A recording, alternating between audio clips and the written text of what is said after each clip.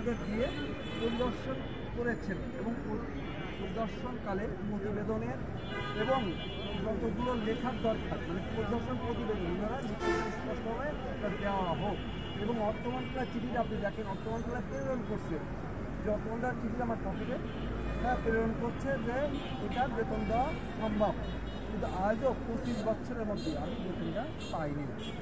এখন আমার উপায় কী হবে, যেহেতু আমার বয়স 48-50। আপনি 25 বছর ধরে চাকরি করেন, এখনও বেতন পান না, আপনার সংসারের অবস্থা খারাপ, তারপরে প্রতিবন্ধীদের যে আমাদের বাচ্চা ওরা বোঝা নেয়, ওরা আমাদের দেশের সম্পদ, সেই সম্পদকে মনে করে আপনারা যে আন্দোলনে আসছেন এই আন্দোলনটাকে যৌতুক মনে করেন আপনারা? আমি 100% যৌতুক মনে করি। কারণ কি, যে বাচ্চারা ঘর থেকে নিজের বাবাও বের করতো না, নিজের বাবা লজ্জা পেত, যে বাচ্চারা ভালো বাচ্চাটারে ভালো পোশাক আশাক দিয়ে নিয়ে যাইত, নিয়ে যে ওই প্রতিবন্ধী বাচ্চাটারে ঘরে আটকায় রেখে যেত, নালা পরে ইয়ে করে বিভিন্ন ধরনের মানে শৃঙ্খলতা করে, এই কারণে তারা দেখা যাচ্ছে যে বাচ্চাটাকে রেখে যাইত। আর আমরা সেই বাচ্চাটাকে ঘরে স্কুলে নিয়ে আসি কোলে করে, তাদেরকে কিছু সামাজিক এবং লেখাপড়া শেখায় কিছু করার জন্য। এখন মূল কথা হচ্ছে যে আমরা এই যে 25 বছর ধরে নিয়ে আসছি, এই 25 বছরের খরচ আমাদের কে দেশে? একটা বিস্কুটও তো আমরা সরকারের মারফতে পাই নাই, না একটা স্কুলের একটা বইও পাই নাই, সমাজ কল্যাণ মন্ত্রণালয় থেকে আপনারা কোনো অনুদান পান নাই? না, এই বাচ্চাদের জন্য কোনো অনুদান পাই নাই, এনজিও এগিয়ে আসে নাই না। এবং আমি ডিসি স্যারের কাছে চিঠি লিখছি, আমার কাছে আছে ওনার যে কপিটা। আপনি কোন জেলা থেকে আসছেন? সাতক্ষীরা জেলা প্রশাসনিক থানা থেকে। এবং ওখানে আমি সচিব মহোদয়ের কাছে চিঠি লিখছি যে আর্থিক সহযোগিতার জন্য, মানে শিক্ষকদের না হলেও আপনি বাচ্চাদের সহযোগিতা করেন, যে স্কুলটা আমরা চালাতে পারি ন্যূনতম, সেই স্কুলটা চালানোর জন্য আমাদের অ্যাবিলিটি আর নাই।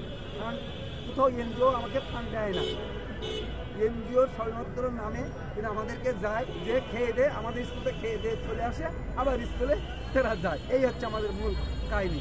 এখন যদি আপনি মনে করেন আমার ওয়াইফ আজকে দেখতে ধরনের, আমার ওয়াইফ যখন বলে তুমি তো পাগল, কারণ নিজের বাচ্চা মরে যাচ্ছে আর পরের বাচ্চা নিয়ে তুমি এতই কিছু করছো, নিজের বাচ্চার জন্য কি করে গেলে? তা আমি শুধু আমার ওয়াইফকে বোঝানোর চেষ্টা করলাম, দেখো আজকে আমি যদি প্রতিবন্ধী হই কিংবা তুমি ধরো প্রতিবন্ধী, তাহলে তোমার জন্য আমি কি করব? এই বাচ্চাগুলো বিশ্বাস করবেন না, আমার সন্তানকে নিয়ে এত ভালোবাসি না, আমার যে সন্তান, আমি শুধু বলেছি যে আমার 1000 সন্তান, আমার একটা সন্তান, শুধু এই একটা সন্তান মারা গেলে, একটা সন্তান কিছু হলে কোনো আসা যাবে না, কিন্তু 1000 সন্তানকে ফেলে আমি চলে যেতে পারছি না। বিশ্বাস করেন, আমার ছবিগুলো দেখেন, আমার মোবাইলটা দেখেন যে এদের নিয়ে কীভাবে আমরা লালন পালন করি। আমার মুখে যখন এসে চড় মারে প্রতিবন্ধী বাচ্চা, বলে যে স্যার স্কুল বন্ধ কেন, আপনার চড় মেরে বলে, তা আমি ওরা চুমু খেয়ে বলি বাবা আমি তো পারছি না চালাতে, অনেক কষ্ট হয়ে যায়, তো বলে তোরে মারবো। এই কথাটা যখন বলে আমি তখন তখন আমি সত্যি অন্তর থেকে বলি যে আজকে মনে হয় পৃথিবীতে আমি সার্থক, আমি প্রতিবন্ধী শিক্ষক, আজকে আমি উপযুক্ত, আজকে মানব একজন সেবক হতে পারছি। এর চেয়ে আর আমার চাওয়ার আর পাওয়ার কিছু নেই।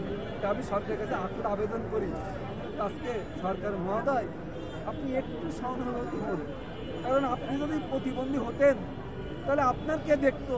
নিশ্চয় আমরা দেখতাম, কিন্তু আজকে আপনি আমাদের দয়া করেন, আমাদের 37 দিন না, এখানে 37 দিন তো আছি, এবার এইভাবে আমরা 36 বার আন্দোলনে, আমি 36টা আন্দোলনের সাথে জড়িত, 36 বার প্রেস ক্লাব, আপনার শাহবাগ,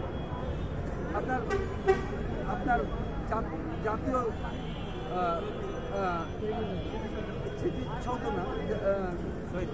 শহীদ মিনার, এখানে আমি বিভিন্নভাবে একজন শিক্ষক, প্রতিবন্ধী একজন শিক্ষক, তার আত্মনাদ দেখে মানুষ আর তার চোখের পানি দেখে আসলে মানুষের বিবেকে তাড়না দেয়। একটি প্রতিবন্ধী বাচ্চাকে মানুষ করা যে কত কঠিন, যার ঘরে একটি সন্তান প্রতিবন্ধী আছে সেই বুঝতে পারে সেই প্রতিবন্ধীর কথা বিবেক।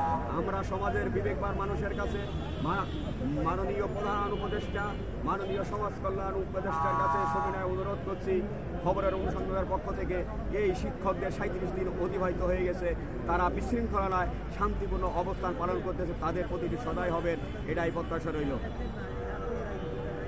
আমি আরেকটা কথা বলবো, আমার স্কুলে, পাশের স্কুলে, প্রাইমারি স্কুলে আইলা পুরনো এলাকা বিস্কুট দেয়, কিন্তু সেই বিস্কুটগুলো আমি স্যারকে বললাম যে স্যার আমার ওদের তো প্রতিদিন বিস্কুট দেয়, আমার সপ্তাহে একদিন করে বিস্কুট দেন, আমার স্কুলটায় দেওয়া হয়নি। আমার স্কুলে যে ঝড়ে টিন উড়ে গেছে, বড় বড় ঝড়ে, বলি স্যার একখান টিন দেন, বললো ওই সব প্রতিবন্ধী স্কুলে টিন দেওয়া হয় না। আজকে আমরা কোথায় কোন রাষ্ট্রে আছি যে প্রতিবন্ধী ছাড়া আমরা যে প্রতিবন্ধী স্কুলে আজকে আমার যে সত্যি কথা বলতে কি আমার বাবা মারা গেছেন, আমার মা জননী আছেন, আমার 3টে বোন বলে যে তুই আমাদের কুলাঙ্গার ভাই, কারণ তুই আমাদেরকে তার কত নিবি, কত টাকা নিবি, এই যে ধার দিনা করতে করতে স্কুল চালাচ্ছিস, তুই তো শেষ, আমরাও শেষ। এই ধার দিনা থেকে আমাদের হয় বিষ দেন, নাহলে গুলি করে মেরে দেন, নাহলে আমাদের জীবনটা ফিরাই দেন, এটাই। আপনি কোন জেলা থেকে আসছেন, পরিচয়টা বলেন।